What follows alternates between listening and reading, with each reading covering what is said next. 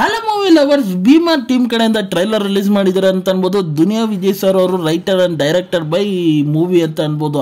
Trailer ನೋಡೋದಕ್ಕೆ ಹಲವಾರು ವಿಚಾರಗಳು ಇಂಟ್ರೆಸ್ಟಿಂಗ್ ಆಗಿದೆ. ಅದು ಏನು ಅನ್ನೋದನ್ನ ಈ ರಿವ್ಯೂಲಿ ತಿಳಿಸ್ಕೊಡ್ತೀನಿ. ರಿವ್ಯೂ ಹೋಗೋಕ್ಕಿಂತ ಮುಂಚೆ ನನ್ನ ಚಾನಲ್ಗೆ ಫಸ್ಟ್ ಟೈಮ್ ವಿಸಿಟ್ ಮಾಡಿದ್ದೀರಾ, ಇಲ್ಲ ವಿಡಿಯೋನ ಫಸ್ಟ್ ಟೈಮ್ ನೋಡ್ತಾ ಇದ್ದೀರಾ, ಈ ರಿವ್ಯೂ ನಿಮಗೆ ಆನರ್ಸ್ ಅನಿಸ್ತಂದ್ರೆ ಈ ವಿಡಿಯೋಗೊಂದು ಲೈಕ್ ಮಾಡಿ, ಆಗ ನನ್ನ ಚಾನಲ್ನ ಸಬ್ಸ್ಕ್ರೈಬ್ ಮಾಡಿ, ಮತ್ತೆ ಬೆಲ್ ನೋಟಿಫಿಕೇಶನ್ ಆನ್ ಮಾಡಿ.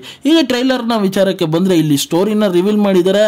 ಒಂದು ಭೀಮನ ಒಂದು ಗ್ಯಾಂಗು, ಅದೇ ಸಮಯದಲ್ಲಿ ಒಂದು ಡ್ರ್ಯಾಗನ್ ಅನ್ನೋ ಇನ್ನೊಂದು ಗ್ಯಾಂಗು. ಈ ಎರಡು ಗ್ಯಾಂಗ್ಗಳಿಗೆ ಒಬ್ಬರನ್ನ ಕಂಡ್ರೆ ಒಬ್ರು ಆಗ್ತಾರಲ್ಲ, ಇರೋ ನಡುವೆ ಒಂದು ಸಣ್ಣ ಕ್ಲಾಶಸ್ ಆಗುತ್ತೆ. ಅದೇ ಸಮಯದಲ್ಲಿ ಒಂದು ವ್ಯಕ್ತಿಯ ಮರ್ಡರ್ ಆಗಿರುತ್ತೆ ಅಂತ ಅನ್ಬೋದು. ಅದನ್ನ ಇನ್ವೆಸ್ಟಿಗೇಷನ್ ಮಾಡೋದಕ್ಕೆ ಪೊಲೀಸ್ ಆಫೀಸರ್ ಬರ್ತಾರೆ.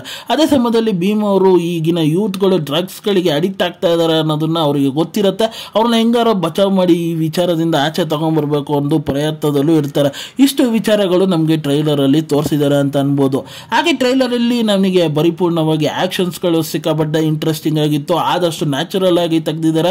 ಅದ್ರ ಜೊತೆ ಆ ಡೈಲಾಗ್ಸ್ಗಳು ಮಾಸಿಯಾಗಿ ಒಂದು ಕ್ಲಾಸ್ ಆಗಿ ಇತ್ತು ಅಂತ ಅನ್ಬೋದು.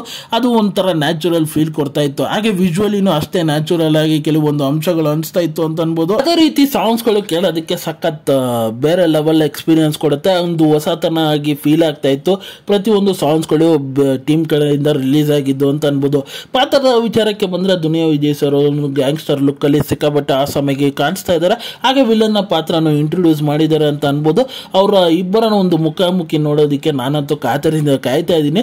ಹಾಗೆ ಇದರಲ್ಲಿ ನನಗೆ ಮೇಜರ್ ಆಗಿ ಇಷ್ಟ ಆಗಿದ್ದಂದ್ರೆ ಆ ನೇಟಿವಿಟಿನ ಹೇಗೆ ತಗೊಂಡ್ಬಂದಿದ್ದಾರಲ್ಲ ಸ್ಕ್ರೀನ್ ಮೇಲೆ, ಅದು ನನಗೆ ಬ್ಯೂಟಿಫುಲ್ ಆಗಿ ಇಷ್ಟ ಆಗಿದೆ ಅಂತ ಅನ್ಬೋದು.